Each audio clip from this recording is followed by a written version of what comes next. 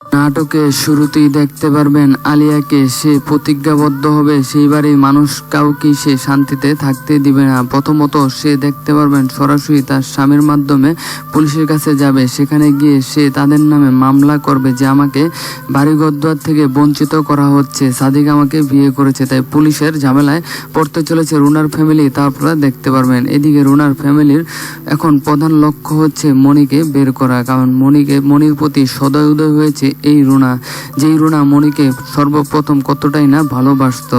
সেই রুনার প্রতি আবারও দর্শকদের মন ফিরে এসেছে। তবে সেতারা খানের প্রতি সবসময় দর্শকরা নারাজ রয়েছে। এমন বিপদ ক্লান্তিকালীন সময়েও সে যেন অনেক মরিয়া হয়ে উঠেছে বাড়ি বেচার টাকার জন্য। যাই হোক, অবশেষে আয়ান বুঝতে পেরেছে যে সেই মনিকে বের করে আনতে হবে। মনি যে খুন করেনি সেটা আরও একবার প্রমাণ হয়ে গেছে সেই জান্নাতের বাবার সাথে কথা বলে।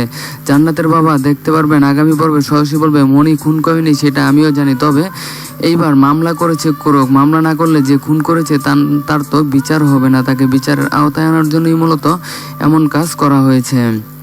তবে আমি চাই যে মনি বের হয়ে আসুক। মনির মতো মেয়ে কখনোই এমনটি করতে পারে না। তখন আয়ানও বলবে দেখেন মনি আমার স্ত্রী, তাকে আমি ছোটবেলা থেকে চিনি, সে আমার বন্ধু, সে পিস্তল কখনো ধরেইনি, আর সে পিস্তল কোথায় পাবে। তবে মনির আর্তনাদ তার সহ্য হবে না, যার কারণে এইবার সিদ্ধান্ত নিবে যেহেতু তার মামনি আইন পাশ করেছে তাকে দিয়ে মূলত তাকে সেখান থেকে বের করবে। এবং আয়ান বুঝতে পেরেছে তাদের কথাবার্তায় কোনো ঘাপলা রয়েছে। তার মা সরাসরি আয়নের কাছে টাকা চেয়ে বলবে যে এই কেসটা ধামাচাপা দেওয়ার জন্য আমাকে 30 লক্ষ টাকা দিতে হবে।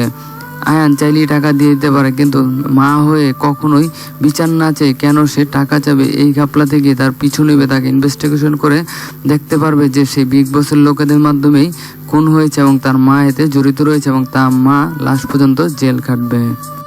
এদিকে রুনা তার পাপ মোচন করার জন্য সে যেহেতু আইন পাশ করেছে, সে এবার আমাদের মনিকে উদ্ধার করে মনির মন থেকে রুনার প্রতি যে ঘৃণা ছিল সেটা সে এবার কাটিয়ে উঠবে।